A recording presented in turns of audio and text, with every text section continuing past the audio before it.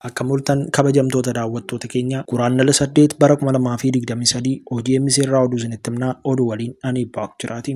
Oromiyaa keessatti sababa rakkoo nageenyaatiin dhaabbileen tajaajila fayyaa hedduun miidhaman jedha mootummaan. Muzayyiin Kadir dabalata qaba.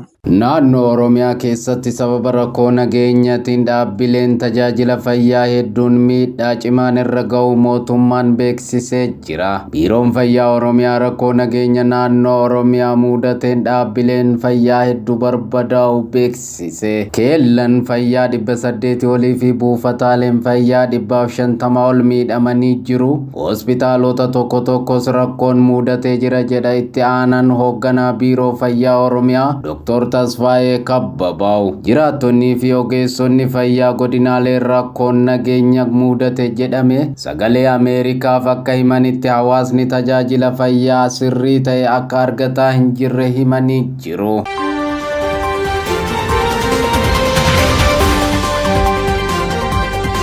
Pirezidaantiin Eertiraa Isaayyaas Afwerqii daawwannaa hojii guyyaa lamaa taasisuuf gara magaalaa Naayiroobiitti imaluun isaanii ibsameeti jira. Ammas Muzayyiin Kadir dabalata qaba.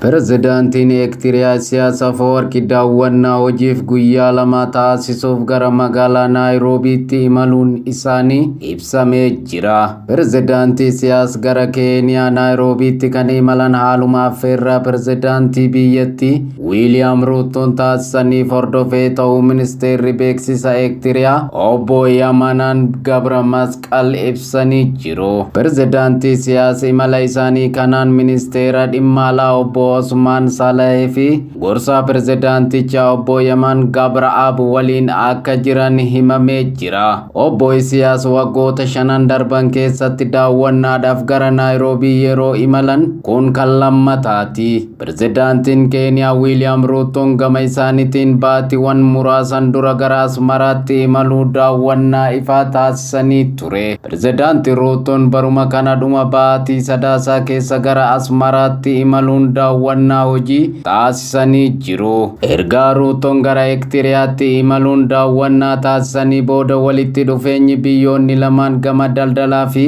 dhimmoota qaxanaa irratti waliin ta'uuf waliigaltee irra gahamee ture. Biyyoonni lamaan ifa haaluma taasisanii lammiileen biyyoota lamaanii osoo viizaan isaanii hin barbaachifne imaluu akka danda'an walii galanii jiru. Kana malees gaanfa Afrikaatti nageenyaa fi tasgabbii buusuun biyyoota qaxanicha keessatti argaman waliin hojjechuuf walii galanii jiru. Akkasumas barbaachisummaa daldalaa fi investimentii lafoo galaanaa fi geejjibaa qilleensaa gabbisuu irratti dureewwan biyyoota lamaanii walii galtee irra ga'uu isaanii pirezidaantii Ruutoon xumura daawwannaa isaanii irratti ibsanii ture.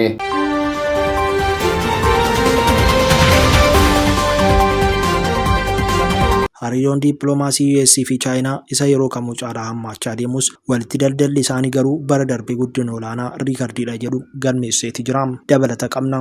Hariiroon dippiloomaasii US fi Chaayinaa isa yeroo kamuu caalaa hammaachaa deemus walitti daldalli isaanii garuu bara darbee guddina olaanaa riikardiidha jedhamu galmeesseeti jira. Ragaaleen akka mul'isanitti walitti daldalli biyyoota lamaan kanaaf bara 2022 keessa waliigalatti doolaara biliyoona 690 gaheetii jira. Muddamni Waashingitanii fi Beejing gidduu jiru waggoota darban kana dabalaa fi guyyoota darban muraasa ammoo sababa afuuffee Chaayinaa samii US irra balali'aa soo jiru rukutameef itti hammaateera. Biyyoonni dinagdee addunyaa guddaa qabaachuun walitti aanan lameen kun bara 2018 wayita pirezidaantiin US yeroo sanii Doonaald Tiraamp aangoo qabatanii Chaayinaa irraa taarifa ka'an waraanni daldalaa biyyoota lameenii hammaatee ture. Ragaaleen agarsiisanitti US meeshaaleen Chaayinaa bara darbee galchite doolaara biliyoona 536tti ol guddateera. Lammiileen Ameerikaa meeshaalee Chaayinaatti hojjetaman kanneen akka meeshaalee tapha ijoollee fi moobaayilaa bituuf hedduu baasu. US gama isheen alergii ishee gara Chaayinaa doolaara biliyoona 153tti ol guddifteetti. Guddinni kun sababa galmaa'uu danda'eef keessaa tokko baasiin jireenyaa qaala'aa deemuudha.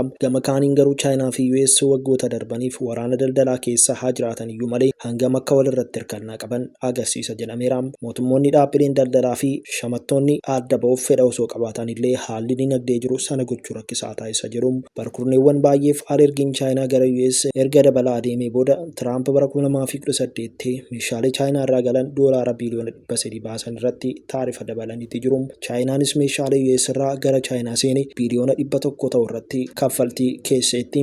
Tarkaanfiiwwan US bara Tiraamp fudhattee waggoota 2 Baayiden aangoo qabatanii boodas itti fufeera. Haala qabatamaa kana keessatti ministeerri haajaa alaa US Antoonii Bilinkan ji'a kana keessa Chaayinaa daawwachuuf jiru. Imala isaanii guraandhala 5 fi 6 karoorfamee sababa afuuffee Chaayinaa samii US irratti mul'ateen dheereffame. Kanaan dhimma nageenyaa Taayiwaan fi Koovid irratti dubbatu jedhameera. Hangaa'onni Chaayinaa afuuffeen daangaa samii US itti ceetee rukutamte nageenyaa fi mala akka turte ammoo tasa daangaa US seenuu himaniiru.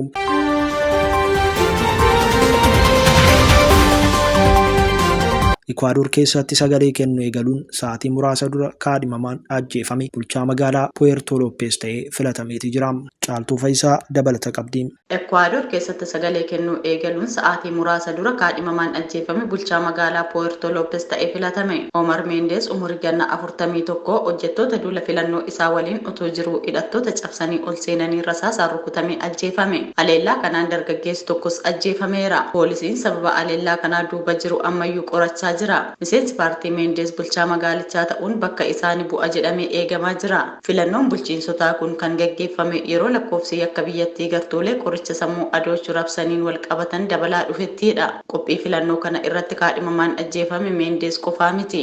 Torbaan lama dura kaadhimamaan filannoo bulchaa magaalaa Saalinos Uliyaa Cesar Faraanchiyoon rasaasaan rukutamee ajjeefameera. Poolisiin ajjeechaa Faraanchiyoo umurii ganna 45 waliin wal qabate shakkamaa kanaan dura isa doorsisaa ture to'annoo jala oolcheera. Shakkamaan kun yakka qoricha sammuu adoochuu daddabarsuun himatamee to'annoo jala erga oolfame booda dhiyeenya mana hidhaatii gadhiifamuu isaa miidiyaan biyyattii gabaaseera. Ajjeechaa Omar Meenaan wal qabatee hidhattoonni aleellaa kana gaggeessan erga dogdoqqeen miliqanii booda hanga ammaatti namni to'annoo jala oolfame hin jiru. Pirezidaantiin biyyattii Guillermo Lasso ajjeechaa kunneen balaaleffataniiru. Yakka ajjeechaa Ekwaador keessatti dabalaa jiru wajjin kan falmaa jiru pirezidaantichi filannoo dilbata dura wixinee jijjiirraa heera adda addaa uummataaf dhiyeesseera. Jijjiirraa yaadame tokko lammiileen biyyattii yakka gartuu wal qabate himataman gara biyya itti himatamaniitti dhaddachaaf akka ergaman kan taasisuudha. Sababa lakkoofsa yakka biyyattiitti dhiyeenya dabalaa dhufeen manneen hidhaa Ekwaador hedduun hidhattoota dandeettii isaanii qabatanii jiru. Aangawooti tokko tokko shakkamtoota himataman gara manneen hidhaa Ameerikaatti erguun sirna haqaa biyyattiif filannoo nagaa qabeessaa fi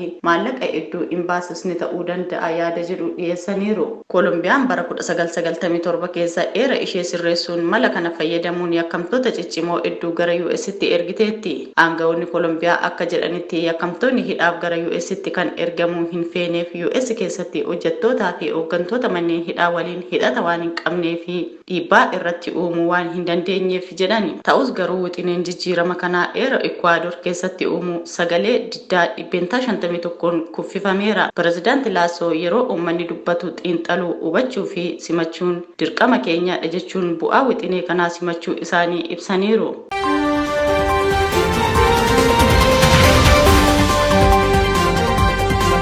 Kabajamtoota daawwattoota keenya oduu guyyaa har'aaf qopheeffannee xumurreetti jirra. Waan nu daawwattaniif galatooma.